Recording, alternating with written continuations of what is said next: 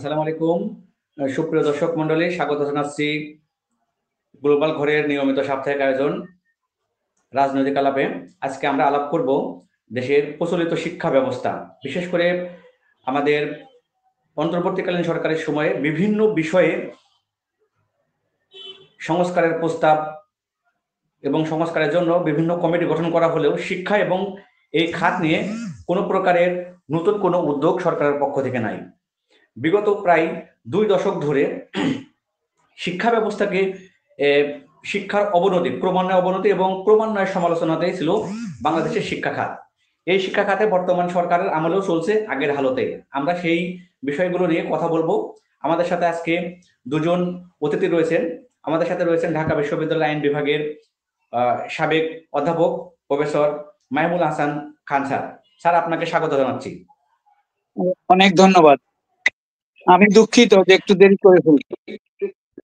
জি, আমাদের সাথে আরেকজন অতিথি রয়েছেন এই বিষয় নিয়ে আলোচনা করবার জন্য গ্রিন ইউনিভার্সিটি অফ বাংলাদেশের আইন বিভাগের chairperson doctor Mohammad Arifuzzaman sir. Sir, আপনাকে স্বাগত জানাচ্ছি আমাদের স্টুডিওতে।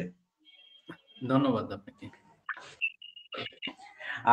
আমরা যদি একটু পিছনের দিকে ফিরে যাই, জুলাই বিপ্লবের আগে প্রতিটি বছরে শিক্ষা এবং শিক্ষার ক্রমান্বয়ে সরকার যে সংস্কার বা যে পদ্ধতিগুলো আবিষ্কার করেছিল, কারিকুলাম থেকে শুরু করে পাঠ্যপুস্তকে, প্রতি বছরেই নিম্নমুখী কারিকুলাম এবং পাঠ্যপুস্তক আমরা দেখতে পেয়েছি। সর্বশেষ আমাদের পরীক্ষা পদ্ধতি, পাঠ্যক্রম, মূল্যায়ন পদ্ধতি এবং ঠিক আমরা যদি বিগত বছরের কথা যদি বলি, তাহলে স্যার আপনারা দেখতে পাবেন যে বিভিন্ন শিক্ষা প্রতিষ্ঠানে, বিশেষ করে প্রাথমিক শিক্ষা প্রতিষ্ঠানগুলোতে টিচারদের ব্যাঙের নাচ, হাঁসের ডাক, গরুর ডাক, বিভিন্ন প্রকারের ডাকের শিক্ষা ব্যবস্থার মধ্যে প্রায় ঢুকে পড়েছিল। মূল্যায়ন পদ্ধতিও ছিল একেবারেই তলানিতে, যেটা আমাদের দেশে এবং বিদেশে কোনোভাবে শিক্ষা একেবারে নিম্নমানের শিক্ষা হিসাবে স্বীকৃতি পাচ্ছিল। আমরা অন্তর্বর্তীকালীন সরকার 6 মাস পার করেছেন, নতুন একটি শিক্ষাবর্ষ যদি আমরা বলি শুরু হয়েছে এবং সরকারের 6 মাসে বিভিন্ন সেক্টরে সংস্কারের বিভিন্ন উদ্যোগ নেওয়া হয়েছে, কমিটি গঠন করা হয়েছে এবং সেই কমিটিগুলোর আন্ডারে অনেকগুলো সুপারিশও আসছে। দেশের ওই সংশ্লিষ্ট সেক্টরের বিশেষজ্ঞরা বিভিন্ন প্রকারের সুপারিশ এবং মতামত দিয়েছেন। শিক্ষা খাত নিয়ে সরকার যেমন অন্তর্বর্তীকালীন সরকার কোনো কমিটি গঠন করে নাই এবং আমরা শিক্ষা ব্যবস্থাতে আমূল কোনো পরিবর্তন আনার কোনো উদ্যোগও সরকারের পক্ষ থেকে, শিক্ষা মন্ত্রণালয়ের পক্ষ থেকে আমরা দেখছি না। এই বিষয়গুলো নিয়ে আমরা কথা বলতে চাই। আমরা শুরুতে শিক্ষার বর্তমান যে আমরা পরিস্থিতিতে আছি, এই পরিস্থিতিতে কি কি আমাদের সংস্কার দরকার ছিল, এই সংস্কারগুলো সরকার কেন এড়িয়ে গেল, আমরা এই বিষয় নিয়ে শুনবো। শুরুতেই আমরা প্রফেসর ডক্টর মাহমুল হাসান খান স্যারকে বলার জন্য অনুরোধ করছি। বর্তমান প্রচলিত শিক্ষা ব্যবস্থা, আমরা বলবো একদম শিশু শ্রেণী থেকে শুরু করে উচ্চ শিক্ষা প্রতিষ্ঠান পর্যন্ত কি কি সংস্কার আমাদের প্রধান দরকার ছিল এবং সরকার কেন এই বিষয়গুলো এড়িয়ে গেল, আপনার কাছে কি মনে হয় স্যার?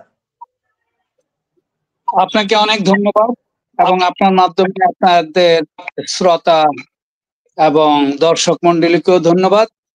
আপনার প্রশ্ন অত্যন্ত গুরুত্বপূর্ণ, এতে কোনো সন্দেহ নাই। শিক্ষা ব্যবস্থা নিয়ে, শিক্ষার সমস্যা নিয়ে কি কি সংস্কার হওয়ার প্রয়োজন ছিল, কেন শিক্ষা কমিশন গড়ে ওঠে নাই, এই সমস্ত প্রশ্নের উত্তর দিতে হলে আমাদের মনে হয় আজকে ঢাকা শহরে কি হচ্ছে সেদিকে একটু লক্ষ্য করলেই বুঝতে পারবেন। গত বেশ কয়েক বছর ধরে 7টি কলেজকে ঢাকা বিশ্ববিদ্যালয়ের অন্তর্ভুক্ত করা হয়েছে। কেন করা হয়েছিল? উদ্দেশ্য একটাই, যে শেখ হাসিনাকে ঢাকা বিশ্ববিদ্যালয়ের ছাত্র দেখাতে হবে। আর সেটা দেখাতে হলে তিনি যে ইডেন কলেজে পড়েছিলেন সেইটা প্রমাণ করতে হবে, আর তাহলেই তাকে ঢাকা বিশ্ববিদ্যালয়ের ছাত্রী বলা যাবে। এই একটি ব্যক্তিগত ঠুনকো, এবং কি কেউ কেউ বলছেন তৎকালীন ভিসিও ঢাকা বিশ্ববিদ্যালয়ের ছাত্র ছিলেন না, তাহলে ভিসি সাহেবকে এবং প্রধানমন্ত্রীকে ঢাকা বিশ্ববিদ্যালয়ের ছাত্রের মধ্যে যোগ দেওয়ার জন্যই হয়তোবা এই কাণ্ড ঘটানো হয়েছে। ঢাকা বিশ্ববিদ্যালয় যে এই কাজের যোগ্য নয়, তারা নিজেরাই নিজেদের ছাত্রদেরকে তেমন কোনো উন্নত মানের পড়াশোনা দিতে পারতেছে না। বিশ্ববিদ্যালয়ের নামে বাংলাদেশে এখন যা চলছে এটা একান্তই ব্যবসা বাণিজ্য চলছে। প্রাইভেট বিশ্ববিদ্যালয়গুলোর 50টিরও বেশির অবস্থা অত্যন্ত খারাপ। যেমনি করে 10টা ব্যাংকের অবস্থা দেউলিয়ার মতো, 50টি বিশ্ববিদ্যালয়ের অবস্থা তদ্রূপ। এই প্রেক্ষাপটে 7টি কলেজকে ছাত্ররা দাবি করছিল যে ঢাকা বিশ্ববিদ্যালয় থেকে তাদেরকে বের করে আলাদা বিশ্ববিদ্যালয়ে সুবিধা সৃষ্টি করে বিশ্ববিদ্যালয়ের নামকরণ করা। আমি এই দাবিটিকে অত্যন্ত যৌক্তিক মনে করেছি এবং আজকেও আমি সশরীরে গিয়ে তিতুমির কলেজের ছাত্রদের সাথে একাত্মতা ঘোষণা করেছি। কারণ আমি দেশের পাবলিক এবং প্রাইভেট বিশ্ববিদ্যালয়ের শিক্ষা ব্যবস্থা সম্পর্কে বলতে পারবো, এর নিচের দিকের শিক্ষা ব্যবস্থা সম্পর্কে আমার জ্ঞান বা অভিজ্ঞতা অত্যন্ত কম শিক্ষক হিসাবে। আমি বলতে চাইছি আমাদের দেশের প্রায় 80% বিশ্ববিদ্যালয় কোনো বিশ্ববিদ্যালয়ের পর্যায়ে পড়ে না, আর শিক্ষকদের মধ্যে বিরাট অংশ, হয়তোবা এর চাইতে বেশি অংশ, তাদেরকে শিক্ষক, বিশ্ববিদ্যালয়ের শিক্ষক হওয়ার তাদের ন্যূনতম কোনো যোগ্যতা নাই। বিভিন্ন দেশ থেকে ডক্টরেট ডিগ্রি কিনে আনে, দেশের ভিতর থেকে ফেক বেনজিরের মতো ফেক ডিগ্রি নেয় এবং শিক্ষকতার নামে অন্য কোথাও কিছু করতে না পারলেই শুধু সে শিক্ষকতা করতে আসে।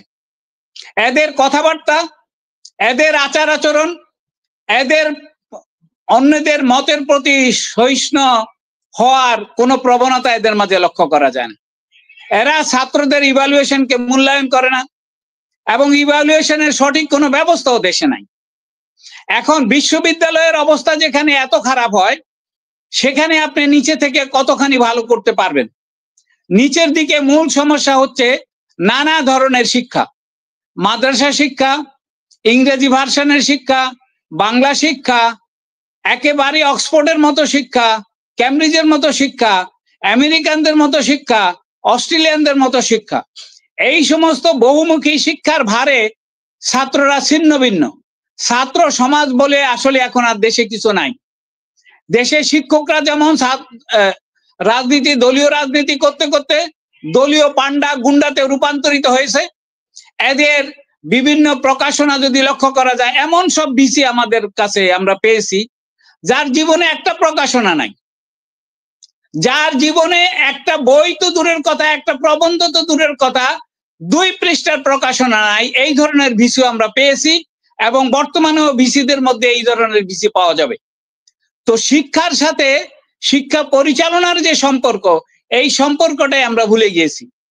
দেশ অত্যন্ত ক্রান্তি লগ্নর ভিতর দিয়ে অগ্রসর হচ্ছে, কিন্তু আমরা আশা করেছিলাম এই বৈপ্লবিক সরকারের চেতনা নিয়ে যে সরকার আসবে তারা দ্রুত কিছু বৈপ্লবিক পদক্ষেপ নেবে, কিন্তু আমি একটি বৈপ্লবিক পদক্ষেপও দেখতে পাচ্ছি না। প্রথমত, যারা বিশ্ববিদ্যালয়গুলোকে ধ্বংস করেছে, গত 15 বছরে যে অনিয়ম অন্যায় করে শিক্ষকতা পেশায় নিয়ে আসা হয়েছে হাজার হাজার শিক্ষকদের, এদেরকে চাকরিচ্যুত করার কোনো ব্যবস্থা করা হয়নি, এদেরকে শাস্তির কোনো ব্যবস্থা করা হয়নি। এরা কি পড়াশোনা করে তা পরীক্ষা নিরীক্ষার জন্য কোনো কমিটি বা সংস্কার কমিটি বা কোনো কমিটি করা হয়নি। এই ধরনের প্রেক্ষাপটে দেশের একজন গতকালকে বাংলা একাডেমি পুরস্কার প্রাপ্ত শিক্ষক ডক্টর সলিমুল্লাহ খান বলেছেন যে এই দেশের এখন বিরাট সংখ্যক শিক্ষক 1 পৃষ্ঠা ইংরেজি বা বাংলা লিখতে পারে না, এবং তিনি স্পেসিফিক্যালি ঢাকা বিশ্ববিদ্যালয়ের কথা উল্লেখ করে এ কথা বলেছেন। আমি তার সাথে একমত। আমি দেখেছি এটা, যে যারা দলবাজি করে সার্টিফিকেট অর্জন করেছে এবং লেজুর বৃত্তি করে সরকারি দল করেছে, তারাই শিক্ষক হয়ে 40 বছরের জন্য বসে আছে।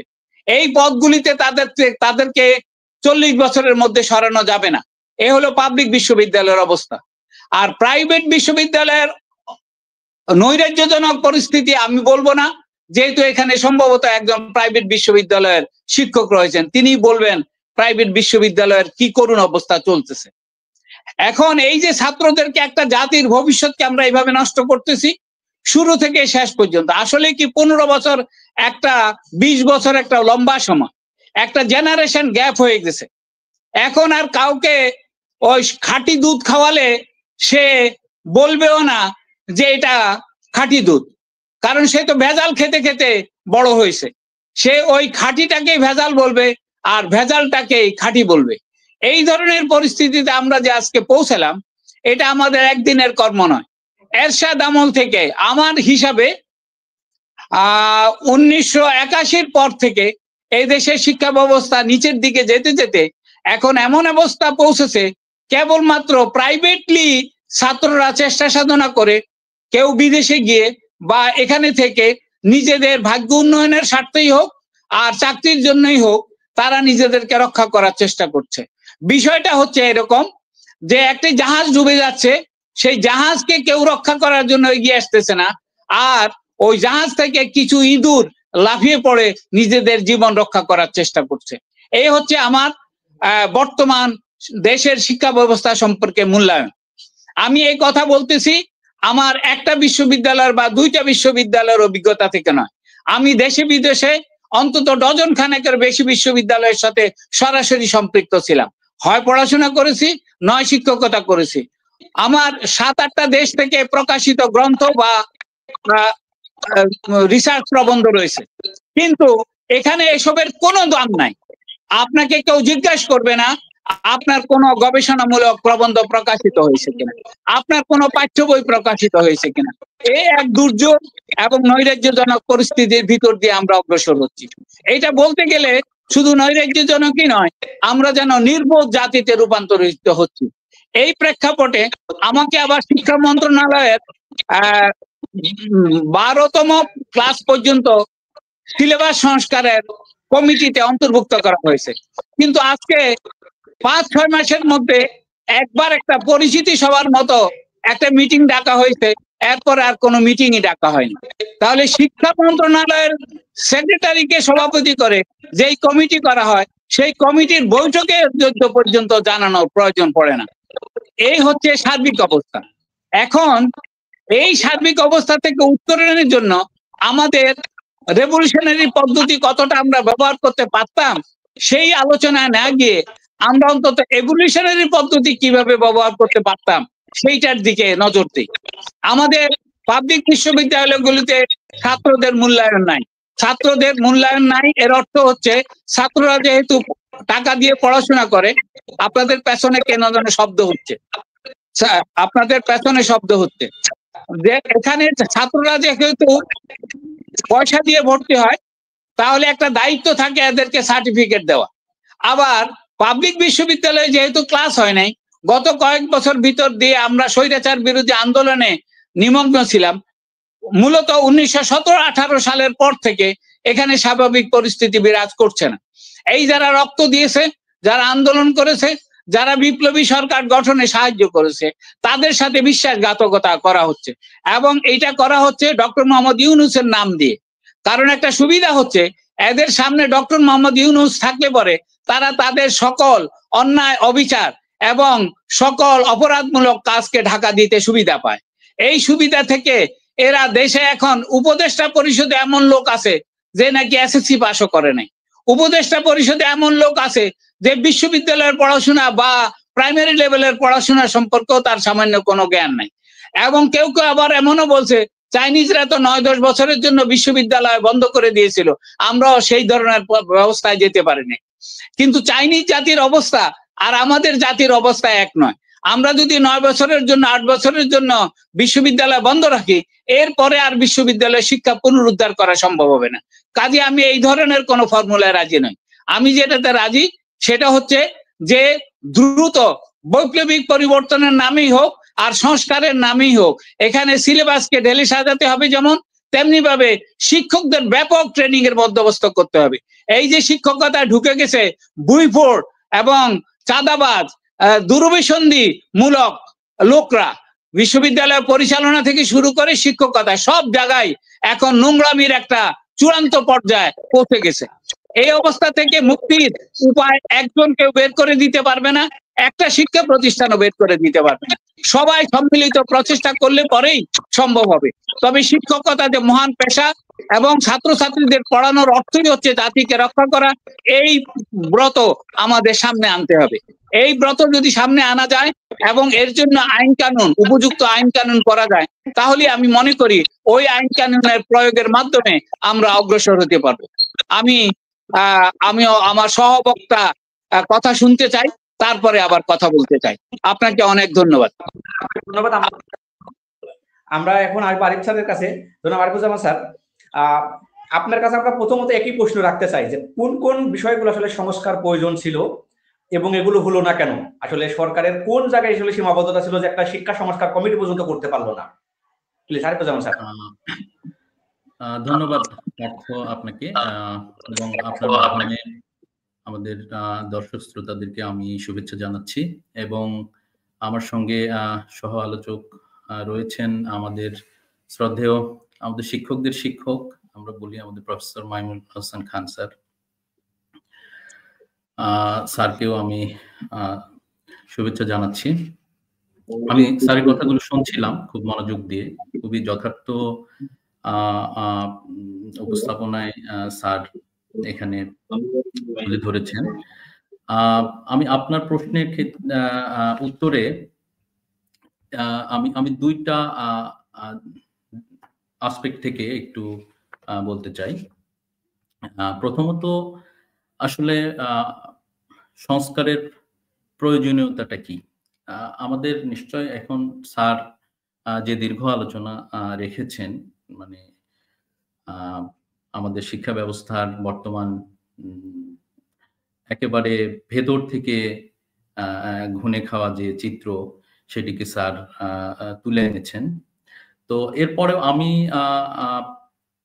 খুব বেশি হতাশ না, আমি এখনো আশাবাদী।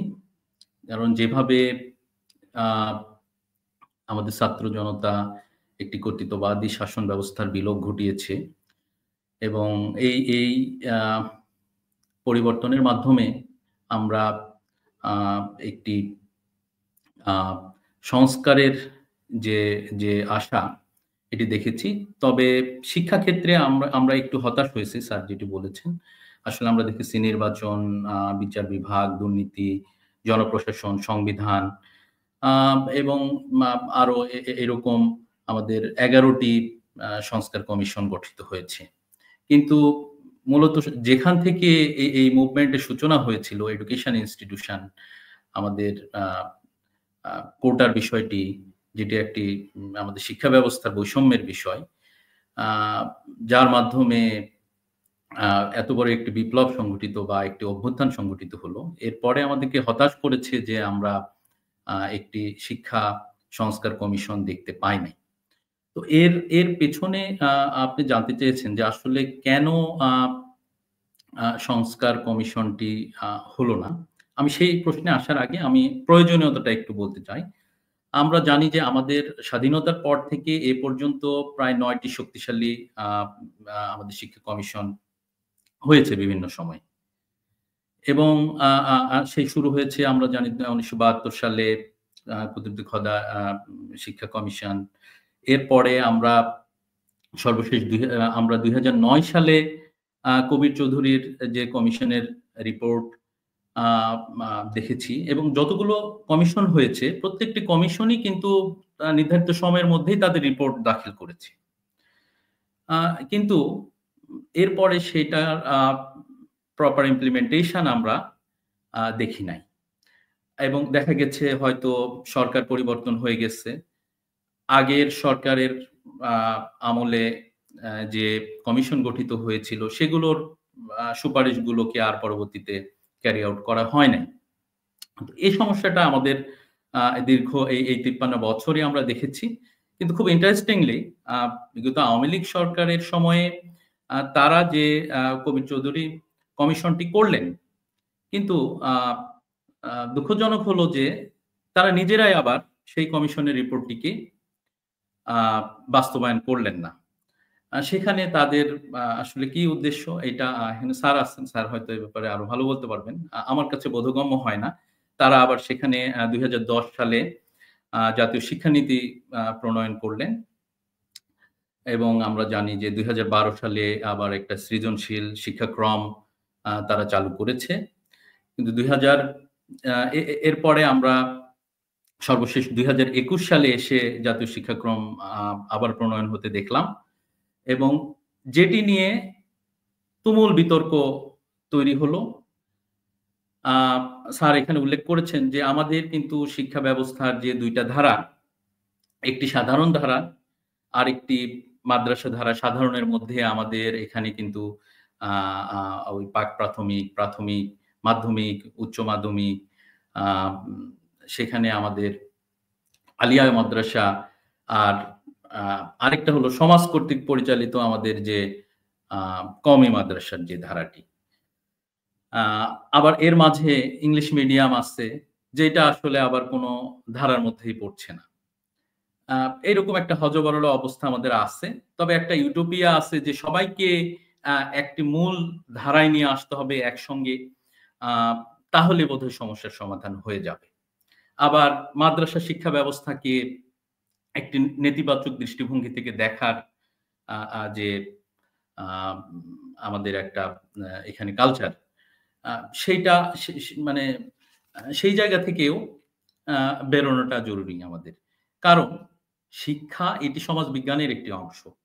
আমরা জানি যে বিভিন্ন সময়ে আমাদের এখানে শিক্ষার সঙ্গে বিজ্ঞান, প্রগতিশীলতা এগুলোকে যুক্ত করে নানাভাবে একটা রূপ দেবার চেষ্টা করা হয়েছে। কিন্তু ভাবা হয় নাই যে এটি সমাজবিজ্ঞানের একটি অংশ। প্রত্যেকটি ধারার যে স্বাতন্ত্র্য বৈশিষ্ট্য রয়েছে, স্পেশাল ক্যারেক্টারিস্টিক্স, সেইটাকে আসলে আমরা চাইলেই সেটাকে কোনোভাবে নষ্ট করতে পারবো না। প্রত্যেক ধারার নিজস্ব বৈশিষ্ট্যকে সমুন্নত রেখে আমরা যদি একটি শিক্ষাক্রম প্রণয়ন করতে পারতাম, একটি শিক্ষানীতি প্রণয়ন করতে পারতাম, হয়তো আজকে এই যে স্যার যে হতাশার কথাগুলো ব্যক্ত করলেন, সেইটি আমাদেরকে দেখতে হতো না। আমরা যদি লক্ষ্য করি যে আমাদের যে বৈশ্বিক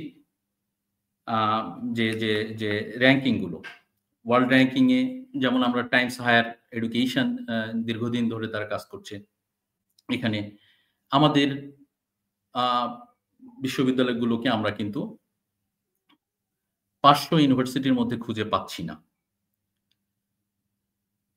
সেক্ষেত্রে আমরা যদি দেখি আমাদের এই দক্ষিণ এশিয়ার আমাদের পার্শ্ববর্তী দেশ ভারত, শ্রীলঙ্কা, পাকিস্তান, তাদের কিন্তু একাধিক বিশ্ববিদ্যালয় এই র‍্যাংকিং এ তারা অবস্থান করে নিচ্ছে। আমরা স্যার ঢাকা ইউনিভার্সিটির কথা বলেছেন। সেখানে খুবই কম্পিটিটিভ এক্সামের মধ্যে দিয়ে আমাদের মানে ইনটেকটা হয়, বা অন্যান্য পাবলিক ইউনিভার্সিটিতে হচ্ছে। ঢাকা ইউনিভার্সিটিতে আমরা বিভিন্ন পরিসংখ্যানে দেখেছি যে 10% ফেল করছে অ্যাডমিশন টেস্টে। 10% ফেল করেছে। এখন ঢাকা ইউনিভার্সিটি এটা প্রকাশ করে বলে আমরা জানতে পেরেছি। বুয়েট বা অন্যান্য আর যে শিক্ষা প্রতিষ্ঠান রয়েছে সেখানে কি অবস্থা সেটা কিন্তু আমরা জানতে পারছি না। হয়তো আরো অবস্থা ভয়াবহ। অর্থাৎ আমাদের এই যে আমরা যতগুলো ধারার কথা বললাম, আমাদের প্রায় 4 কোটি ছাত্র এবং সেখানে প্রায় আমাদের 13 লক্ষ শিক্ষক রয়েছেন। পৃথিবীর 4 ভাগের 3 ভাগ দেশে হয়তো 4 কোটির জনসংখ্যা নেই। তো কতটা গুরুত্ব আমাদের এখানে দেওয়ার প্রয়োজন, সেটা কিন্তু খুব সহজেই অনুমেয়। এখন আপনি বলছেন যে কেন সংস্কার হয় নাই? আমি আমার পরের মানে এর পরের অংশে আপনি আমাকে সুযোগ দিলে আমি আলোচনা করব যে আসলে আমাদের কোন কোন জায়গাগুলোতে কাজ করা উচিত। আমি এখন শুধু বলবো, আমার কাছে মনে হয়েছে যে এই যে অন্তর্বর্তীকালীন সরকার, যার কাছে আমাদের অনেক প্রত্যাশা, ছাত্র জনতার এই যে বিশাল আত্মত্যাগ, তার বিনিময়ে মানে যে সরকারটি এসেছে, আমরা দেখছি সকল ক্ষেত্রেই তারা একটি সংস্কারের কার্যক্রম হাতে নেবে। এখানে স্যার কিছু বিষয় বলেছেন যে আমাদের সরকারে বেশ কিছু সমস্যা রয়েছে, হয়তো যোগ্য মানুষ নেই। এছাড়াও আমাদের আর স্টেক হোল্ডার যারা রয়েছেন তাদেরও কিছু অসহযোগিতা আছে আমি মনে করি। কারণ এই বর্তমান যে অবস্থাটা আপনি নিশ্চয়ই জানেন পার্থ, যে 2021 সালের আওয়ামী লীগ সরকারের যে শিক্ষাক্রমটি সেটিকে কিন্তু অন্তর্বর্তী সরকার স্থগিত করেছে। কারণ সেটা নিয়ে তো তুমুল বিতর্ক ছিলই। আর এই মুহূর্তে নতুন করে আর কোনো কিছু তড়িঘড়ি করে কোনো কিছু ছাত্রদেরকে চাপিয়ে দেওয়া, এইটা হয়তো চাচ্ছেন না যারা পলিসি মেকিং এ আছেন। আরেকটা হচ্ছে যে আমাদের পুরনো যে 2012 সালের যে সৃজনশীল শিক্ষা কার্যক্রম, সেইটাকে আবার রিভাইভ করলো আমাদের এই অন্তর্বর্তীকালীন সরকার। তবে এটা অনস্বীকার্য যে অবশ্যই আমাদের একটা শিক্ষাক্রম দরকার, আমাদের একটা শিক্ষানীতি প্রয়োজন, যেখানে আমরা এই যে সমস্যাগুলো যতগুলো আছে এগুলোকে আমরা অ্যাড্রেস করতে পারি। আমাদের শিক্ষার মান নিয়ে প্রশ্নটা তো এখানেই। আসলে শিক্ষা ব্যবস্থা আমরা মানসম্মত প্রোডাক্ট তৈরি করতে পারছি না, সেটা স্বীকার করতেই হচ্ছে। তো এই কাজটি করতে একটি দীর্ঘমেয়াদী মানে সময়ের প্রয়োজন। আমার কাছে মনে হয়েছে হয়তোবা অন্তর্বর্তীকালীন সরকার, যেহেতু আমাদের রাজনৈতিক দলগুলো এখানে সকাল বিকেল নির্বাচনের তসবি জপতেছে, এই সময়টা হয়তো ওনারা পাবেন না, এই ধারণা থেকেই একটি সংস্কার কমিশনের ব্যাপারে ওনারা অনীহা প্রকাশ করছেন। কারণ আপনি যদি 18 ডিসেম্বরে আমাদের মাননীয় শিক্ষা উপদেষ্টার যিনি বিশেষ সহকারী রয়েছেন প্রফেসর আমিনুল ইসলাম স্যার, প্রতিমন্ত্রীর পদমর্যাদার স্যার, কিন্তু বলেছিলেন যে একটি শিক্ষা সংস্কার কমিশন দ্রুতই গঠিত হবে। কিন্তু এরপরে আর কিন্তু ওনারা সে পথে যান নাই। আমার কাছে এই জন্যই মনে হচ্ছে যে হয়তোবা যে সময়টি প্রয়োজন সেই সময়টি ওনারা পাবেন না। এই কারণেই মানে আশঙ্কা রয়েছে ওনাদের, যেহেতু রাজনৈতিক দলগুলো নির্বাচনমুখী, মূলত তারা চায় শুধুমাত্র এখানে নির্বাচন কেন্দ্রিক সংস্কার করে একটা নির্বাচনের ব্যবস্থা করা হোক। আমার কাছে মনে হচ্ছে যে এই কারণে হয়তোবা কমিশনটি করতে মানে ওনারা অনিচ্ছুক। তবে আমি মনে করি যে একটি স্থায়ী কমিশন প্রয়োজন আছে। সংস্কার কমিশন না হলেও অন্তত ওনারা একটি স্থায়ী কমিশন করে গেলে সেই কমিশন কিছু কাজ করতে পারবে, এবং সেই কমিশন কি ধরনের কাজ করতে পারবে এটা নিয়ে আমি পরবর্তীতে আমাকে সুযোগ দিলে আমি বলব। ধন্যবাদ। ধন্যবাদ স্যার, আবার আসবো। আমরা পর্যায়ে মাইবুল হাসান স্যারের কাছে আরেকবার আসতে চাই। ধন্যবাদ মাইবুল হাসান স্যার, আপনার কাছে দুটি বিষয়ে একটু দৃষ্টি আকর্ষণ করব। একটি হচ্ছে স্যার যে বিষয়টি, আরিফ স্যার যে বিষয়টি বললেন যে সৃজনশীল পদ্ধতি, আমরা মনে করি সৃজনশীল পদ্ধতি বেশ কিছু লক্ষ্য উদ্দেশ্যকে নিয়েই গঠন করা হয়েছিল বা এটা গ্রহণ করা হয়েছিল, কিন্তু পরবর্তীতে আমরা দেখেছি যে সেটি আর হয়তো মানে পুরোপুরি বাস্তবায়ন বা তার সুফল আমরা খুব বেশি মানে ঘরে নিতে পারি নাই, একটি বিষয়। আর দ্বিতীয় বিষয় যেটি, সেটি হচ্ছে আমাদের দেশের প্রচলিত শিক্ষা ব্যবস্থার সাথে কর্মমুখী শিক্ষা, এটি আসলে আমরা বিশ্ববিদ্যালয়ের যে বিভাগ বা বর্তমান যে প্রচলিত বিভাগ এবং যে শিক্ষাক্রম রয়েছে, আমরা দেখতে পারি যে মানে সংশ্লিষ্ট বিভাগ থেকে পাশ করে সেই বিভাগে বা মানে একেবারেই রেডিমেড মানে কর্মমুখী, কর্মের উপযোগী করে বের হওয়া শিক্ষার্থীর সংখ্যা একেবারেই অপ্রতুল। এটির পিছনে আসলে কি কারণ থাকতে পারে এবং এ থেকে বের হওয়ার উপায় হিসাবে আপনার কাছে কি মনে হয়, যদি একটু সংক্ষেপ আকারে বলতেন।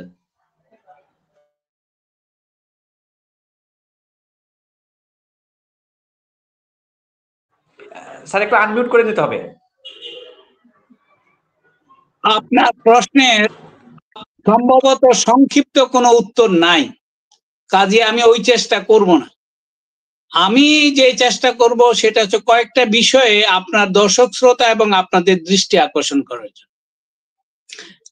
বিপ্লবী সরকারের দুইটা কাজ অত্যন্ত প্রয়োজনীয় হয়ে পড়ে। বিপ্লব হয়ে যাওয়ার পর শিক্ষা সংস্কার এবং আইন সংস্কার।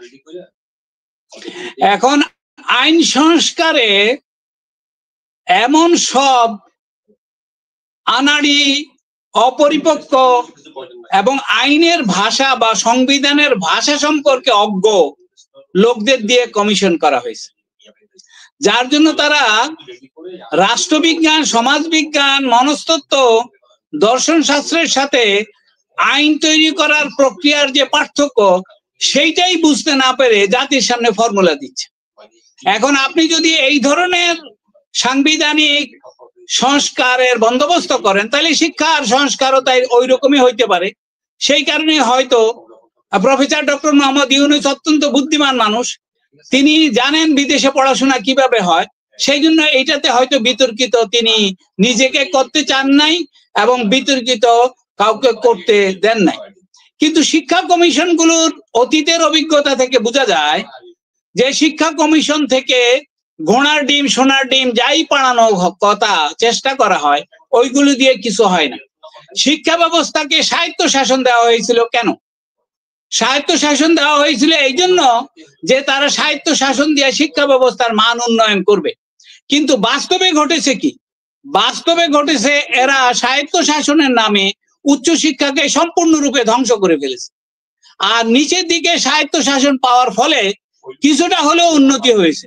মাদ্রাসা শিক্ষাকে যতই আমরা অবজ্ঞার চোখে দেখি না কেন, এই মাদ্রাসা শিক্ষা থেকেও এখন অনেক প্রতিভাবান ছেলে পেলে বেরিয়ে আসতেছে। এই থেকে প্রমাণ হচ্ছে যে বরং স্বাধীনতা আমাদের জন্য সুফল বয়ে আনতেছে। আইন দিয়ে এইগুলোকে সাংঘাতিকভাবে ঠিক করা যাবে এটাও তেমন ঠিক না। কারণ হচ্ছে কি, মানুষের শিক্ষার দুইটা উদ্দেশ্য।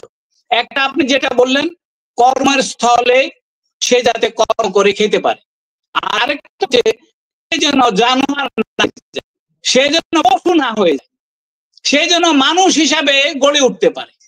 তো এই দুইটা উদ্দেশ্যের একটা উদ্দেশ্য আমাদের শিক্ষা ব্যবস্থায় নাই। আমাদের শিক্ষা ব্যবস্থায় যে উদ্দেশ্য আছে, ছাত্ররা নিচের দিকে স্কুল কলেজ পাড়িয়ে এসে বিশ্ববিদ্যালয়ে প্রবেশ করে দেখে যে এখানে এক ধরনের ভংচং হচ্ছে শিক্ষার নামে, তো ওরাও ভংচং শুরু করে। সেটা গান্ধীর মতো ভংচং হোক আর মিস্টার জিন্নার মতো ভংচং হোক, এই যে আমাদের দেশের নেতাগুলো যে সমস্ত ভংচং করে, ছাত্র শিক্ষকরা ওই ধরনের ভংচং করতে করতেই শেষ পর্যন্ত দলীয় রাজনীতি এসে শিক্ষা ব্যবস্থাকে ধ্বংস করেছে। সংস্কার দিয়ে শিক্ষা ব্যবস্থা সে ঠিক করা যাবে না। এই যে 4 কোটি 4.5 কোটি ছাত্র আছে, এদের জন্য 10, 15, 20 লাখ শিক্ষকের দরকার। এখানে দুইটা জিনিস আমাদের সামনে তুলে আনতে হবে। একটা হচ্ছে ভাষা শিক্ষার দিকে নজর দিতে হবে। একটা ছাত্র যত 9-10 বছরের মধ্যেই 3টা ভাষা শিখে ফেলতে পারে সে ব্যবস্থা করতে হবে। এত দীর্ঘদিন শিক্ষা ব্যবস্থা ছাত্রীদেরকে আটকে রাখা যাবে না। শিক্ষা ব্যবস্থাকে শর্ট করতে হবে। শিক্ষা ব্যবস্থাতে এই পুঁথিগত বিদ্যার পাহাড় গড়ে তোলার যে একটা প্রচেষ্টা আগে থেকে চলে আসতেছিল, সেটা থেকে বেরিয়ে এসে কারিগরি শিক্ষা প্রবর্তন করতে হবে, যাতে 14, 15, 16 বছরের মধ্যেই একটা বালক বা একটা বালিকা, একটা কিশোর বা একটা কিশোরী কোনো না কোনো কর্ম করে মানুষকে দেখাতে পারে এবং তার নিজের উপযোগিতা সমাজে প্রমাণ করতে পারে। এখন তো হয়ে গেছে যা একটা ইটের যা দাম, একটা মানুষের তা দাম নাই। একটা ছোট্ট যন্ত্রের যা দাম, সেই দামটা একটা মানুষের নাই।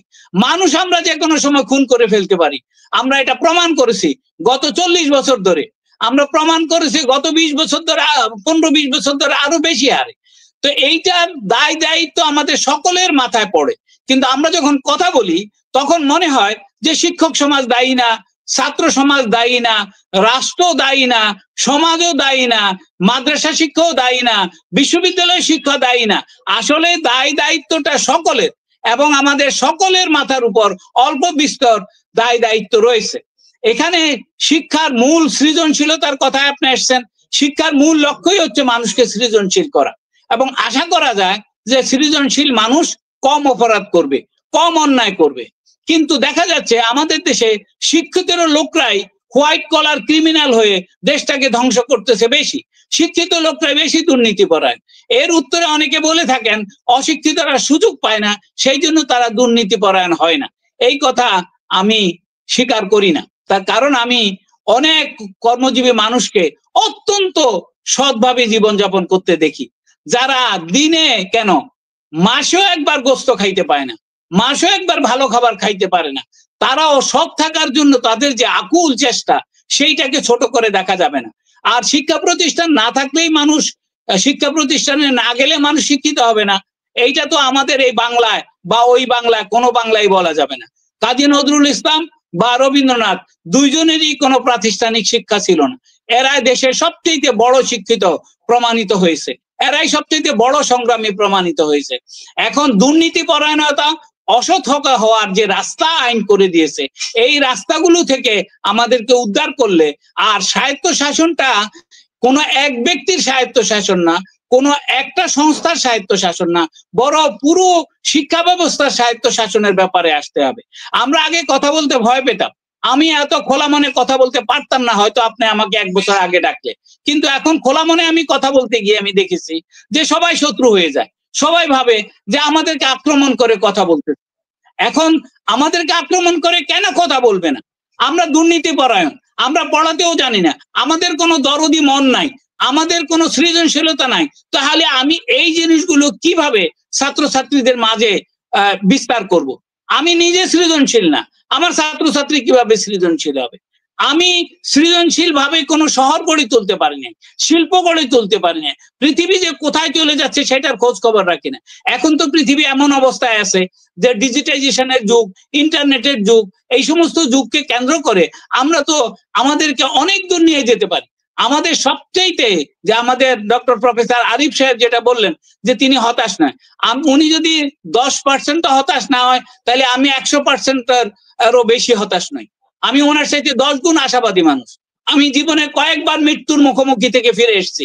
আমি বিশ্বাস করি যে প্রত্যেকটা কাজের, এই যে আমাদের দেশের বিরাট পরিবর্তন ঘটেছে, এটা একটা ঐশ্বরিক ব্যাপার, এটা আধ্যাত্মিক ব্যাপার, আমরা করি না, এটা করে দিয়েছে স্বয়ং ভগবান বলেন, স্রষ্টা বলেন, খোদা বলেন, আল্লাহ বলেন। এখন এটা কাদের ভালোর জন্য, কাদের পুণ্যের জন্য করেছে সেটা আমরা জানি না, কিন্তু এইটার যদি অবহেলা আমরা করি, এবং যেটা আমরা করে যাচ্ছি গত 6 মাস ধরে, তাহলে আমি অত্যন্ত ভয়ের মধ্যে আছি যে এর সেই তো কঠিন কোন শেখ হাসিনা ছিল এই দেশের উপরে একটা বিরাট গজব, আরো বড় কোনো গজব এখানে নাজিল হয় কিনা আমরা জানি না। তবে ইউনূস সাহেব যেমন আমাদেরকে আশাবাদ দেখাচ্ছেন, ছাত্রছাত্রীরা যেমন আশাবাদ ব্যক্ত করতেছেন, আমি বরং শিক্ষকদের কাছ থেকে তেমন আশাবাদ পাই না। আজকে তো আরিফ বললেন তিনি অত্যন্ত আশাবাদী, কিন্তু আমি শূন্যের ভিতরে আশাবাদ ব্যক্ত করতে রাজি না। আমি শূন্যের মধ্যে থাকবো, আমার সৃজনশীলতায় কোনো পরিবর্তন আসবে না, আমার দেশের প্রতি কোনো ডেডিকেশন থাকবে না, আর আমি বলবো আমি অত্যন্ত আশাবাদী। এই আশাবাদ মিথ্যা আশাবাদ, এই আশাবাদ আমাদেরকে অনেক ক্ষতির দিকে নিয়ে যাবে। মিথ্যা আশাবাদ দিয়ে রাজনীতিকটা আমাদের ক্ষতি করেছে, এখন বুদ্ধিজীবীরা ক্ষতি করছে। মিথ্যা আশাবাদে থাকা যাবে না, আমাদেরকে বাস্তবমুখী আশাবাদে আসতে হবে। আর সেটা যদি আসতে হয়, তাইলে আপনার পর্যাপ্ত পরিমাণ অর্থ, সম্পদ, মেধা শিক্ষা খাতে আনতে হবে। আমি বিশ্বাস করি এদেশের প্রত্যেকটি কলেজ এবং বিশ্ববিদ্যালয়ের সকল ছাত্রকে বৃত্তি দিয়ে পড়ানো সম্ভব, কারণ এই পর্যায়ে আসতে গিয়ে মা বাবা হাঁপিয়ে ওঠে, মা বাবা, অনেকের মা বাবা মরে যায়। আমি বিভিন্ন প্রাইভেট এবং পাবলিক বিশ্ববিদ্যালয়ে গিয়ে দেখেছি ছাত্রদের যে কি দুরবস্থা, না খেয়ে ক্লাসে আসে, তাদের জামা কাপড়ের যে কি অবস্থা, একটা মানে ছেঁড়া গেঞ্জি পরে রীতিমতো ক্লাসে আসে, একটা ছেঁড়া জুতা পরে ক্লাসে আসে। এই অবস্থা কেন থাকবে? আমাদের তো জিডিপি হওয়ার কথা ছিল 1 ট্রিলিয়নের উপরে অ্যাটলিস্ট, এখন সেই জিডিপি কে আমরা অর্ধেকের ভিতরে নামিয়ে ফেলেছি, অর্ধেকেরও ছোট। তারপরেও ক্যাসিনোতে যা ক্ষতি হচ্ছে, মদ খাওয়াতে যা ক্ষতি হচ্ছে, বিলাসিতাতে যা ক্ষতি হচ্ছে, এই টাকা আনলে পরে দেশের সকল ছাত্রছাত্রীকে বৃত্তি দিয়ে পড়ানো সম্ভব। এটা সেই দিক থেকে আমি সাংঘাতিক আশাবাদী, কেউ না কেউ এখানে আসবে এবং তারা শিক্ষা সংস্কার করবে। এবং আমি সহ আলোচক আরিফ উজ্জামান সাহেবের সাথে একমত যে স্থায়ী শিক্ষা কমিশন থাকতে হবে, স্থায়ী অ্যাক্রিডিটেশন কমিটি থাকতে হবে, মূল্যায়নের ব্যবস্থা হতে হবে প্রতিনিয়ত। আমার মৃত্যু পর্যন্ত আমার যেন মূল্যায়ন হয়, আমার প্রতি বছরের প্রতি সেমিস্টারের যেন মূল্যায়ন হয়। ছাত্রের যেমন মূল্যায়ন দরকার, শিক্ষকের তেমনি মূল্যায়ন দরকার। এই দেশের মানুষ সাংঘাতিক মেধাবী মানুষ, সাংঘাতিক সৃজনশীল মানুষ। এদেশের মানুষ দিয়ে তারা বাইরের মানুষ এসে গবেষণা করে। এমনকি পশ্চিমবঙ্গে যাদব ইউনিভার্সিটিতে যে সমস্ত গবেষণা হয় সেখানে তারা দেখিয়েছে আমাদের দেশের ছেলেপেলেরা কিচ্ছু না জেনেও কৃষিতে গিয়ে যে বিপ্লব ঘটাচ্ছে, এইটা যদি তাদেরকে প্রণোদনা দেওয়া যেত, তাদেরকে আর্থিক সাহায্য সহযোগিতা করা যেত। সেই দিন 12-13 বছরের একটা ছেলে সে জঙ্গি বিমান বানিয়ে ফেলছে, এবং যেটা আকাশে উঠতে পারে এবং বেশ কয়েক মাইল ঘুরে আসতে পারে। আপনি চিন্তা করেন, মাত্র খরচ করেছে সে বাপের মায়ের 10,000 টাকা। কত মেধাবী মানুষ হলে এরা করতে পারে। বিভিন্ন সময় আমাদের দেশের ছেলেরা কম্পিউটার গেমগুলোতে গিয়ে বা কম্পিটিশনে গিয়ে যেই সমস্ত, আমার বোধহয় সময় শেষ হয়ে আসতেছে, আমি 1 মিনিটের মধ্যে আমার বক্তব্য শেষ করছি। আমি বিশ্বাস করি যেই মেধাবী জাতি আমরা, যেই ডেল্টা অঞ্চলের মানুষ আমরা, যেইভাবে সুজলা সুফলা শস্য শ্যামলা করে আমাদের দেশটাকে আল্লাহ আমাদের উপহার দিয়েছেন, এইটার যদি সঠিক ব্যবস্থা করা যায়। কিন্তু এখন যদি 3 জন উপদেষ্টা একসঙ্গে মিলে খাল খননের জন্য রেড কার্পেটের উপর দিয়ে হেঁটে যায়, তাহলে এটা জাতিকে অত্যন্ত দুঃখিত করে, অত্যন্ত বেদনা দেয়। জাতিকে একটা রং সিগন্যাল দেওয়া হয় যে আমি উপদেষ্টা হওয়ার কারণে আমি খাল খনন করতে গেলেও আমাকে রেড কার্পেট বিছিয়ে দিতে হয়। এই ধরনের অবস্থা যদি চলতে থাকে, এবং আপনি দেখবেন এই সমস্ত এখন প্রশাসনে, আমি শেষ করছি, এই প্রশাসনে যারা এখন আছে তারা আগের প্রশাসনের চাইতে কম দুর্নীতি পরায়ণ, এই কথা বলার কোনো অবকাশ নাই। আমি মনে করি চাঁদাবাজিও কমে নাই, চাঁদাবাজিও বেড়ে যাচ্ছে। এবং এই জন্য ইউনূস সাহেবকে দোষ দিয়ে লাভ হবে না। উনি 84-85 বয়স্ক একটা মানুষ, তার আশেপাশে এমন লোক ভিড়েছে যে সমস্ত লোকটা তারও ক্ষতি করতেছে, দেশের ক্ষতি করতেছে। এই জিনিসটার দিকে এবং আঙ্গুল দিয়ে, চোখে আঙ্গুল দিয়ে দেখাই দিতে হবে এই দুর্নীতিবাজদেরকে আপনারা কিভাবে আইনের আওতায় আনবেন। এবং আমি মনে করি সকল শিক্ষিত অশিক্ষিত দেশপ্রেমিক মানুষের এই দায়িত্ব রয়েছে যে দেশকে কালা কানুন থেকে উদ্ধার করা এবং দুর্নীতি পরায়ণ, চরম দুর্নীতি পরায়ণ দেশ আমরা, চরম অস্বাস্থ্যকর দেশ। আমরা 6 মাস আগেও ছিলাম পৃথিবীর 2য় নোংরা রাজধানী শহরের অধিবাসী, এখন আমরা 6 মাস পরে হয়ে গেছি পৃথিবীর 1ম নোংরা রাজধানী অধিবাসী। তাহলে আমাদের তো উন্নতি হচ্ছে না, আমাদের তো অবনতি হচ্ছে। আমি সহালোচককে ধন্যবাদ জানাচ্ছি, আপনাকেও ধন্যবাদ জানাচ্ছি। আমার একটা অন্য কাজ আছে, আমি সেই জন্য চলে যাচ্ছি। পরে আমি আপনাদের সহালোচক আরিফুজ্জামান এবং আপনার কথোপকথন শুনবো। অনেক ধন্যবাদ আপনাদেরকে, আমার মতো একজন নগণ্য মানুষকে ডেকে আমার শিক্ষা ব্যবস্থা সম্পর্কে কথা শুনতে পেরে। আমি নিজে অত্যন্ত আবেগী মানুষ। আমি পৃথিবীর বিভিন্ন দেশের মানুষের সাথে যখন আমাদের তুলনা করি, তখন নিজেদেরকে মানুষ বলতেই আমার খুব কষ্ট হয়। নিজেদেরকে, আমার কাছে মনে হয় যে আমরা দিন দিন জানোয়ার হয়ে যাচ্ছি। আমরা দিন দিন নিজেরা এমন সব গুণাবলী অর্জন করতেছি যেগুলি কেবলই দোষাবলীর মধ্যে পড়ে, কিন্তু আমরা মুখের চাতুর্য দিয়ে ওই দোষাবলীকে গুণাবলীতে পুরো রূপান্তরিত করতেছি। আল্লাহ আমাদের হেফাজত করেন, আপনাদের যে ত্যাগ তিতিক্ষা সেটা আল্লাহ গ্রহণ করেন, আমাদের সবাইকে সুস্বাস্থ্যের অধিকারী করেন। এই বলে আমি বিদায় নিচ্ছি, কারণ আমি অনেক দূরে এসে এক জায়গায় কথা বলতেছি, একজনের বাড়িতে ঢুকে আমাকে আবার যেতে হবে। রাস্তায় নামলে 2 ঘন্টা 3 ঘন্টা চলে যায়। তো দোয়া করবেন। আসসালামু আলাইকুম ওয়া রাহমাতুল্লাহ। স্যার ধন্যবাদ আপনাকে আমাদের সময় দেওয়ার জন্য। আমাদের দর্শকদের পক্ষ থেকে আপনাকে আমরা মোবারকবাদ জানাচ্ছি। আবারও কোনো একটা বিষয় নিয়ে অবশ্যই আপনার সাথে আমরা দেখা করবো। আমরা এই পর্যায়ে আরিফ স্যারের কাছে আবার আসতে চাই। আরিফ স্যারের কাছে এই পর্যায়ে জানতে চাই স্যার, যে কথাটি স্যার বললেন শেষ পর্যন্ত, যে মানুষ পরিচয় দিতে লজ্জায়, স্যার অনেক হয়তো আবেগের জায়গা থেকে বলেছেন কথাগুলো, কিন্তু বাস্তবতা আসলে এই পর্যায়েই যাচ্ছে। আমাদের শিক্ষিত যে যুবক বলি বা শিক্ষিত সমাজে যে বিহেভিয়র বা আমাদের যেই আচরণগত যেই শিক্ষা, আমার মনে হয় যে শিক্ষা ব্যবস্থা থেকে আমরা সেটি দিতে পারছি না। সেটি নেওয়ার জন্য আমরা একটা সৃজনশীল পদ্ধতি চালু করেছিলাম। সেই পদ্ধতিটা আমার কাছে ব্যক্তিগতভাবে মনে হয়েছে যে এটি পুরোপুরি ব্যর্থ, এবং সেখান থেকে সরকারও এই পদ্ধতিটা থেকে বের হয়ে আসার একটি উদ্যোগ নিয়ে নতুন করে আরো একটি পদ্ধতির মধ্যে ঢুকতে চেয়েছিলেন। সেটিও আমরা আসলে একেবারে বিতর্কিত এবং হাস্যকর পদ্ধতিতে পরিণত হয়েছিল। মূল্যায়ন পদ্ধতি এবং উদ্ভাবনী শিক্ষা, পাশাপাশি গবেষণা, একই সাথে নৈতিক শিক্ষা, আসলে এই বিষয়গুলো অর্জনে বাধা হচ্ছে। আমরা যদি একটু বলি যে সরকার হয়তো উদ্যোগ নিচ্ছে, বড় বড় উদ্যোগ নিচ্ছে, কিন্তু মাঝখান থেকে অর্জনগুলোতে আমরা আসতে পারছি না কেন? এর পিছনে কি কারণ থাকতে পারে আপনার কাছে মনে হয়?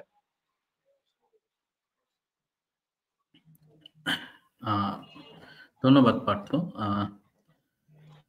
স্যারের আলোচনা আমি শুনছিলাম। স্যার তার দীর্ঘ একাডেমিক ক্যারিয়ার, দেশে বিদেশের সেখান থেকে আসলে তার অভিজ্ঞতা লব্ধ জ্ঞান আমাদের সঙ্গে শেয়ার করেছেন।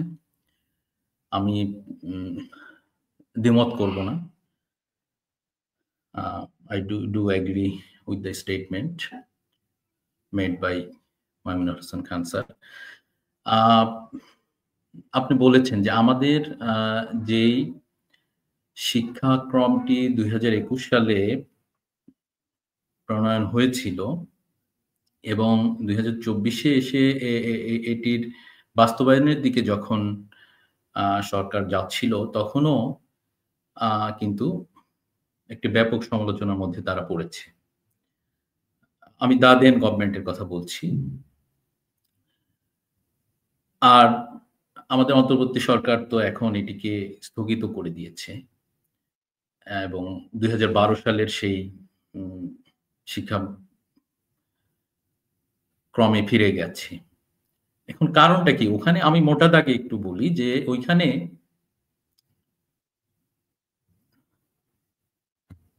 মূলত লার্নিং ফ্রম এক্সপেরিয়েন্স এইটাকে প্রায়োরিটি দেওয়া হয়েছিল এবং অ্যাসেসমেন্ট যে মেথড সেটা যেভাবে করা হয়েছিল সেটা আসলে আমাদের শিক্ষকরা একেবারে আমাদের প্রান্তিক মানে আমাদের রুরাল এরিয়া থেকে শুরু করে আমাদের যে শিক্ষকরা রয়েছেন তাদের পক্ষে এটা ইমপ্লিমেন্ট করা একরকম অসম্ভব ছিল। কারণ আমাদের একটা ক্লাস সাইজ যদি আমরা দেখি হয়তো এখানে 70-80 জন আপনার একটি ক্লাসে থাকবে, একজন শিক্ষক তাদেরকে পড়াচ্ছেন। গ্রামে যদি দেখি হয়তো সেটা 60 to 70। এখন এই কনসেপ্টটা সম্পূর্ণরূপে আপনি যদি দেখেন 2021 সালের যে শিক্ষাক্রমটি এটি একটি কপি পেস্ট ফিনল্যান্ড এবং স্ক্যান্ডিনেভিয়ান যে কান্ট্রি আছে তাদের যে পদ্ধতি সেটিকে জাস্ট কপি পেস্ট করা হয়েছে। তো এখন আমরা এখানে কন্টিনিউয়াস অ্যাসেসমেন্টের কথা ওখানে বলা হচ্ছে, আমি এটাকে সমর্থন করি। কিন্তু এটা করতে যে ধরনের চাপ তৈরি করা হচ্ছে ছেলেমেয়েদের জন্য আসলে এটা তাদের জন্য একটা বাড়তি মানসিক চাপও তৈরি করছিল,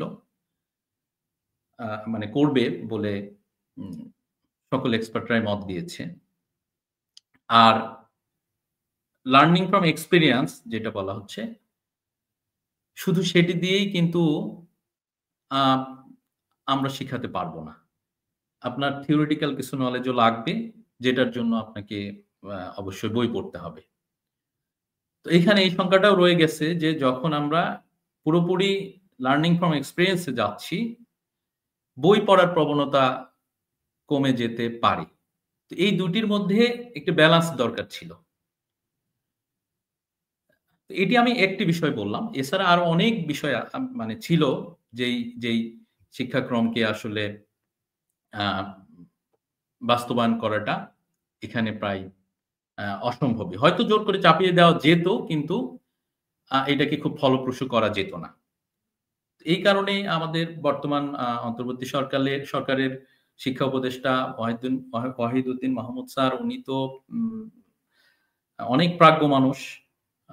ওনার প্রোফাইল নিশ্চয়ই আপনি জানেন। উনি প্রথমেই বলেছেন দায়িত্ব নিয়ে যে আমরা এটা এক্সিকিউট করতে পারবো না। ভালো হয় এটা স্থগিত করে দেই। দেন এই মুহূর্তে যেহেতু আমরা নতুন কোনো কিছু তড়িঘড়ি করে আমরা তো ইন্ট্রোডিউস করতে পারছি না। পুরনো আমাদের সেই 2012 সালের যে সৃজনশীল পদ্ধতিটি আছে সেটিকে আবারও ওনারা সামনে এনেছেন। এখন আপনি এর আগে আমার কাছে জানতে চেয়েছিলেন যে আসলে আমাদের করণীয় কি? এক্ষেত্রে আমরা সংস্কারের জায়গাগুলো কি? তো আমাদের একটা যদি কমিশন নাও হয়, আমি ইতিপূর্বে বলেছি যে আমাদের একটি স্থায়ী কমিশন দরকার। সেটার মাধ্যমে আমরা কিছু কাজ করতে পারি যেগুলো অবশ্যই আমাদেরকে করতে হবে। শিক্ষা ব্যবস্থাকে আমরা যদি একটি মানসম্মত জায়গায় নিতে চাই, আমাদের দক্ষ জনশক্তি যদি আমরা তৈরি করতে চাই, আসলে আমাদের জন্য তো এটি বড়, অনেক বড় একটি সুযোগ। আমাদের যে ম্যান পাওয়ার, আমরা তো ডেন্সলি পপুলেটেড কান্ট্রি, এটা নিয়ে আমরা খুব কনসার্ন থাকি। কিন্তু আসলে এটা আমাদের জন্য ব্লেসিংস হতে পারে। আমরা যদি এই জনশক্তিকে দক্ষ জনশক্তিতে রূপান্তর করতে পারি, এর চেয়ে বড় রিসোর্স আর কি হতে পারে? তো সেটিকে মাথায় রেখে কিন্তু আমরা অবশ্যই আমাদের এই সংস্কারের জায়গাটাতে আমাদেরকে হাত দিতে হবে। সেটি অন্তর্বর্তী সরকারই করুক বা নির্বাচিত কোনো সরকার আসুক, মানে করতে হবে। এজন্য আমি স্থায়ী শিক্ষা কমিশনের কথা বলছি। আমি একেবারে ক্যাটেগরিক্যালি যদি আপনাকে বলি, বাজেটের কথা, যেটি আমাদের মাইনুল হাসান খান স্যারও বলেছেন, যে বরাদ্দের পরিমাণটা আমরা সবাই জানি যে শিক্ষা খাতে কি অপ্রতুল বরাদ্দ। ইউনেস্কোর পর্যবেক্ষণ এবং প্রতিবেদন অনুযায়ী আমরা জানি যে শিক্ষা খাতে একটা বাৎসরিক যে আমাদের যে বাজেট, সেটা 20% বরাদ্দ হওয়া উচিত, আর জিডিপির 6% হওয়া উচিত। এটা একটা স্ট্যান্ডার্ড ইউনেস্কো বলেছে। আপনার বাৎসরিক মোট বাজেটে 20% আর জিডিপির 6%। আমাদের অবস্থাটা কি? আমি অতীতের বিষয়ে যাচ্ছি না। এই যে 24-25-এ আমাদের যে বরাদ্দ, সেখানে যদি আপনি দেখবেন যে আমাদের জিডিপির 1.81% বরাদ্দ, আর মোট বাজেটের 13.70%। তো যখন আপনার বরাদ্দ কম হবে, তার মানে আপনি যে শিক্ষক, তাদের রেমুনারেশনও কম দিচ্ছেন। এটা তো খুবই হতাশাজনক। আমাদের একেবারে প্রাইমারি লেভেলের যে এডুকেশন, সেখানে যে শিক্ষকরা আছেন, আমি তো বলবো খুবই নমিনাল তাদের রেমুনারেশন, যেটা আমাদের পার্শ্ববর্তী দেশ ইন্ডিয়াতে দেখলেও আমাদেরকে লজ্জা পেতে হবে। তো আপনি যখন পুরো বাজেটটাই এমন দিচ্ছেন, সেক্ষেত্রে আপনাকে কম্প্রোমাইজ তো করতেই হবে। ওইখানে আপনার শিক্ষকদেরও বেতন কমাতে হচ্ছে এবং অন্যান্য ক্ষেত্রেও কমাতে হচ্ছে। এতে ফলাফলটা কি দাঁড়াচ্ছে? জীবন ব্যয় নির্বাহ করার জন্য একজন শিক্ষককে বাড়তি আয়ের জন্য টিউশনির দিকে ধাবিত হতে হচ্ছে, বা অন্য বিকল্প আয়ের পথ খুঁজতে হচ্ছে। তার মূল ফোকাসটা সরে যাচ্ছে ওই জায়গা থেকে যেখানে উনি কর্মরত। বিশ্ববিদ্যালয়ের শিক্ষকদের ক্ষেত্রেও তাই। আমাদের পাবলিক বিশ্ববিদ্যালয়ের হয়তো এটা রিভাইজ করা যেতে পারে এখন। অনেক শিক্ষক প্রাইভেট বিশ্ববিদ্যালয়ে ক্লাস নেবার ব্যাপারে বেশি আগ্রহী। আমি মনে করি যে এখানে আমাদের বাজেট যেটা ন্যূনতম দেওয়া উচিত শিক্ষা খাতে বরাদ্দ, সেটা তো দেওয়া উচিত, বরঞ্চ এর বেশি দেওয়া উচিত যদি আমরা প্রকৃতই সেখান থেকে আউটকাম পেতে চাই। এরপরে স্যার বলছেন যেটা যে মানসম্পন্ন শিক্ষকের যে সংখ্যা খুবই অপ্রতুল। মানসম্পন্ন শিক্ষক পেতে হলে সেখানেও অবশ্য এই যে মানসম্পন্ন বেতন দেবার বিষয় আসবে। শিক্ষক রিক্রুটমেন্টের যে প্রসিডিওর, আপনি জেনে খুশি হবেন যে আমাদের কিছু প্রাইভেট ইউনিভার্সিটিতে, আমি যেহেতু প্রাইভেট ইউনিভার্সিটির শিক্ষক, সেই হিসেবে আমি দেখেছি, যেমন আমি গ্রিন ইউনিভার্সিটিতে আছি, গ্রিন ইউনিভার্সিটির রিক্রুটমেন্ট যে পলিসি যে কারোর জন্য অনুকরণীয় হতে পারে। 3টি ধাপে রিটেন এক্সামিনেশন, ডেমনস্ট্রেশন, ভাইভা, এভাবে একজন শিক্ষককে নেওয়া হচ্ছে বেছে বেছে। মেধাবী ছেলে মেয়েদেরকে প্রাইভেট ইউনিভার্সিটিগুলো রিক্রুট করার চেষ্টা করছে। আমাদের প্রথম সারির প্রাইভেট ইউনিভার্সিটিগুলো একই কাজ করছে। হয়তো আমি বলবো না সব প্রাইভেট ইউনিভার্সিটি এই কাজ করতে পারছে, কিন্তু এই যে একটি স্ট্যান্ডার্ড অন্তত প্রাইভেট ইউনিভার্সিটি সেট করেছে, আমাদের পাবলিক ইউনিভার্সিটি গুলো কিন্তু এখনো সেভাবে ভাবছে না। আপনি জেনে খুশি হবেন, বাংলাদেশে আমাদের যেমন স্যার বললেন যে শিক্ষকদের কন্টিনিউয়াস ট্রেনিং এর ব্যবস্থা থাকতে হবে।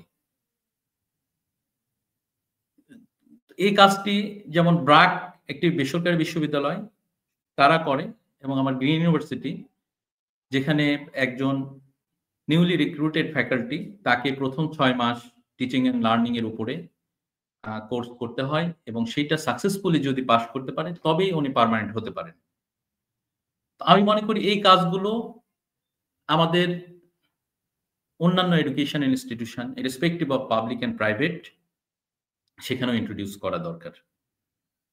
শিক্ষাক্ষেত্রে দুর্নীতির কথা আমরা সেখানে শিক্ষক নিয়োগের দুর্নীতি বলি বা আর যে দুর্নীতিগুলো আছে, এছাড়া অসৎ উপায় অবলম্বন, আপনি জানেন যে আমাদের এই যে আগের রিজাইমে আমরা দেখছি যে কোশ্চেন ফাঁসের যে ঘটনাগুলো খুবই দুঃখজনক, মেডিকেল কলেজ থেকে শুরু করে বিভিন্ন ইউনিভার্সিটি এই ঘটনাগুলো ঘটেছে, এবং নকলের যে প্রবণতা সেটাও আমরা দেখেছি। এখন পার্থ, আমরা জাতি হিসেবে আমার খুব মানে কষ্ট হয় যে আমরা গুণীজনদের মানে যার যতটুকু প্রাপ্য সেটা যদি দেই, গুণীদের যদি মূল্যায়ন করি, তাহলেও কিন্তু অনেক সমস্যার সমাধান হতো। আপনার নিশ্চয় মনে আছে যে আমাদের একজন স্বাধীনতার পর থেকে শিক্ষা মন্ত্রণালয়ের দায়িত্বে যত মন্ত্রী এসেছেন তার মধ্যে একজনের কথা বিশেষভাবে আমরা মনে করতে পারি, ডক্টর এহসানুল হক মিলন। নিশ্চয় মনে আছে আপনার, তার সেই সময়টিতে নকলের এমন একটি মহোৎসব এবং পুরো শিক্ষা ব্যবস্থা ধ্বংসের দ্বার প্রান্তে উনি এককভাবে দাঁড়িয়ে গেলেন, নকলের বিরুদ্ধে যুদ্ধ ঘোষণা করলেন, বাংলাদেশের প্রতিটা আনাচে কানাচে উনি ঘুরলেন এবং সাকসেসফুলি কিন্তু নকলকে প্রতিরোধ করেছিলেন। আমি বলছি না ওনার যে সরকার ছিল তারা সবকিছুই সঠিক করেছে, শতভাগ ভালো করতে পেরেছে। আমি বিশেষভাবে ওনার কথা বলছি। এডুকেশন সেক্টরে ওনার যে কন্ট্রিবিউশন, বিনিময়ে আমরা তাকে কি দিয়েছি? ভ্যানিটি ব্যাগ চুরির মামলা পর্যন্ত উনি খেয়েছেন, মামলায় জর্জরিত হয়েছে। শিক্ষাক্ষেত্রে তার যে অবদান এবং তার যে অভিজ্ঞতা সেটা তো পরবর্তী সরকার কাজে লাগাতে পারত। তো এই হলো আমাদের জাতি হিসাবে আমাদের দুর্ভাগ্য, আমরা মূল্যায়ন করতে পারি না। হ্যাঁ পার্থ, আমি শুনতে পাচ্ছি না, আপনি মিউট আছেন বোধহয়। স্যার, আমরা প্রোগ্রাম একেবারে শেষ পর্যায়ে চলে এসেছি। আমরা আপনার আলোচনা শেষ করব আপনার মাধ্যমে। একটা প্রশ্ন আপনার কাছে আবার রিপিট করতে চাই। আমাদের মাইমুন হাসান স্যারও বলেছেন, আপনিও বলেছেন যে একটা স্থায়ী শিক্ষা কমিশন, আপনি শিক্ষা বিভিন্ন অটোনমাস বা বিভিন্ন বোর্ডের সাথে আপনি জড়িত আছেন দেশের, বা আপনার অবজারভেশন আছে, আপনার কাছে কি মনে প্রচলিত যে ব্যবস্থা বা আমাদের সরকার ব্যবস্থা যেটা আছে, এই অবস্থায় কি একটি স্থায়ী শিক্ষা কমিশন এবং যেটার মাধ্যমে মানে বিশেষজ্ঞদের যে সমস্ত মতামত গুলো আছে সেগুলো বাস্তবায়ন করা সম্ভব? আপনার কাছে কি মনে হয় রাজনৈতিক অবস্থা যদি এরকম থাকে, এই অবস্থায় একটি স্থায়ী শিক্ষা কমিশন কতটা সম্ভব? সংক্ষিপ্ত আকারে বলবেন, আমরা প্রোগ্রামের একেবারে শেষ পর্যায়ে চলে এসেছি। হ্যাঁ পার্থ, বুঝেছি আপনার প্রশ্ন। অবশ্যই সম্ভব। আমি খুবই সংক্ষেপে আপনাকে বলছি। একটা শিক্ষা সংস্কার কমিশন এটি পাঠ্যক্রম পর্যালোচনা করবে, যুগোপযোগী পাঠ্যক্রম প্রণয়ন করবে, আমাদের মাধ্যমিক এবং উচ্চ মাধ্যমিক শিক্ষার ক্ষেত্রে আমরা বলতে পারি যে আমাদের কাছে কিন্তু নজির আছে 1917 সালে। যদিও আপনি বলেছেন সময় কম, আমি একটু সময় পেলে আপনাকে ব্যাখ্যা করে বলতে পারতাম যে মাইকেল স্যাডলার কমিশন যেটা ছিল 1917 সালে, সেখানে আমাদের ঢাকা ইউনিভার্সিটির প্রথম ভিসি যিনি ফিলিপ হার্ট, উনিও ছিলেন। ওনারা কিন্তু ওই কমিশনের মাধ্যমে ওনারা কিন্তু যে অবজারভেশনটা দিয়েছিলেন যে মাধ্যমিক এবং উচ্চ মাধ্যমিক পর্যায় থেকে ভালো ছেলে মেয়ে যদি তৈরি হয়ে না আসে, মূলত তারা গবেষণাটা করেছিল কলকাতা বিশ্ববিদ্যালয়কে কিভাবে পাশ্চাত্য শিক্ষায় তারা অ্যাডাপটিভ করবে। হ্যাঁ, তো সেই উদাহরণ কিন্তু আমরা এখনো নিতে পারি। আমরা যদি চিন্তা করি কি করে আমাদের উচ্চশিক্ষা প্রতিষ্ঠানগুলো তে আমরা ভালো মানের গ্র্যাজুয়েট তৈরি করতে পারবো। তার আগে তাহলে আমাদেরকে মাধ্যমিক এবং উচ্চ মাধ্যমিকের জায়গাটাতে ফোকাস করতে হবে। এরপরে আমাদের মাদ্রাসা শিক্ষার যে সংস্কারের বিষয়টি। মাদ্রাসার আমরা জানি, আমরা তো এখানে বলেছি ২ টি ধারা আছে। আমরা এই ২ টি ধারাকে মাদ্রাসার কওমি এবং আলিয়া দুটিকে একত্রে করে এখানে আমরা একটা বোর্ড করতে পারি। সেখানে আমাদের মাদ্রাসা আর সংশ্লিষ্ট আলিয়া মাদ্রাসা এবং কওমি ধারারই আমাদের যে আলেমরা রয়েছেন তাদেরকে সংযুক্ত করে এখানে একটা সংস্কার আনতে পারি। এই যে কথাগুলো বলছি এগুলো কিন্তু একটি শিক্ষা কমিশন এই কাজগুলোতে তদারকি করতে পারে এবং শিক্ষা কমিশনের মাধ্যমে এই কাজগুলো হতে পারে। উচ্চশিক্ষার সংস্কারের ক্ষেত্রে আমরা জানি যে আমাদের অনেক গ্র্যাজুয়েট তৈরি হচ্ছে, কিন্তু স্কিলড গ্র্যাজুয়েট তৈরি হচ্ছে না। আপনি জানেন যে অনেকে বের হবার পরে গ্র্যাজুয়েটরা জব খুঁজে পাচ্ছে না, আবার জব দেবার জন্য অনেকে প্রস্তুত, কিন্তু কম্পিটেন্ট গ্র্যাজুয়েট পাচ্ছে না। তার মানে এই জায়গাটাতে আমাদের যে ব্যর্থতা আছে, তো সেইটা নিয়েও এই কমিশন আমাদের কাজ করতে পারবে। গবেষণা নিয়ে গবেষণামুখী করা, গবেষণায় বরাদ্দর বিষয়গুলো নিয়ে কাজ করতে পারবে। শিক্ষার অনুকূল পরিবেশ তৈরি করা, আপনার ক্যাম্পাসে বিশ্ববিদ্যালয়ে সিট বরাদ্দ দেয় ছাত্র রাজনীতি করে যারা মানে রাজনৈতিক নেতারা। পৃথিবীতে এমন নজির বোধহয় আর নাই যেটা আমাদের বিশ্ববিদ্যালয়গুলোতে আমরা কালচারে পরিণত করেছি। তো সেই জায়গা থেকে বেরোতে হবে। সে জায়গায়ও কমিশনের ভূমিকা রাখতে পারে। বেসরকারি বিশ্ববিদ্যালয়ের ক্ষেত্রে আপনি জানেন যে ইউজিসি পাবলিক বিশ্ববিদ্যালয়গুলোর ক্ষেত্রে কিন্তু খুব বেশি কঠোর না, কিন্তু প্রাইভেট ইউনিভার্সিটিগুলো যেখানে সরকারের কোনো বরাদ্দ নেই সে জায়গাতে অনেক ধরনের, যেমন এখন আউটকাম বেসড এডুকেশন, এইটাকে ইমপ্লিমেন্ট করার জন্য যেমন পাবলিক ইউনিভার্সিটিগুলো কিন্তু একটু রিল্যাক্টেন্ট, অনেকটাই রিল্যাক্টেন্ট, কিন্তু প্রাইভেট ইউনিভার্সিটিকে অনেকভাবে কিন্তু বেঁধে দিচ্ছে অনেক কিছু, যে জায়গা থেকে বের হচ্ছে। কিন্তু প্রাইভেট ইউনিভার্সিটিকে সেই ধরনের সুযোগ সুবিধা দিলে, যেহেতু এখানে খুব কোয়ালিটি সম্পন্ন শিক্ষকরা বেছে নিচ্ছেন এখন প্রাইভেট ইউনিভার্সিটিগুলো, প্রথম সারি প্রাইভেট ইউনিভার্সিটিগুলো, সেখানে এমফিল পিএইচডির গবেষণার জন্য কিছু প্রস্তাবনা আছে, সেই জায়গাটাকেও বিবেচনা করা যেতে পারে। এভাবে আমি মনে করি যে শিক্ষা কমিশন এই কাজগুলো বাস্তবায়নের মাধ্যমে একটি টেকসই শিক্ষা ব্যবস্থা তৈরি করবে। কারণ আমি শেষ করে দিচ্ছি, জানি সময়ের হয়তো শেষে আমরা আছি। এই যে যতগুলো কমিশন হয়েছে, সংস্কার কমিশন, সবগুলোই বৃথা হয়ে যাবে যদি আমরা শিক্ষা ক্ষেত্রের এই সংস্কার করতে না পারি। দীর্ঘমেয়াদে আমরা চিন্তায়, চেতনায়, মননে, দর্শনে সেই শিক্ষা যদি লালন করতে না পারি, সেই গণতন্ত্র বলি, ন্যায় বিচার বলি, সামাজিক সুবিচার বলি, সেগুলো আমরা বাস্তবায়ন করতে পারবো না। কাজে অবশ্যই শিক্ষার এই সংস্কারগুলো প্রয়োজন আছে এবং ভালো হতো যদি একটি শিক্ষা সংস্কার কমিশন হতো, যেহেতু হয় নাই, একটি স্থায়ী শিক্ষা কমিশনের মাধ্যমে আমাদের এই সংস্কারগুলো সরকার করবে বলে আমি আশা রাখি। ধন্যবাদ স্যার আপনাকে। আমরা জানি যে শিক্ষা একটি জাতির মেরুদণ্ড। সংস্কার এবং স্থায়ী একটি শিক্ষা কমিশনের মাধ্যমে সেই মেরুদণ্ডকে আরো সোজা এবং শক্তিশালী করবে সরকার, সেই প্রত্যাশা রাখি। একই সাথে স্যার আপনাকে ধন্যবাদ জানাই। দর্শক, আবারও দেখা হবে আগামী রবিবার ঠিক 9টায় অন্য কোনো বিষয়ে, অন্য কোনো অতিথিদের সাথে নিয়ে কোনো বিষয়ে অন্য কোনো দিনে সেই প্রত্যাশা রেখে আমরা শেষ করছি। সবাইকে ধন্যবাদ।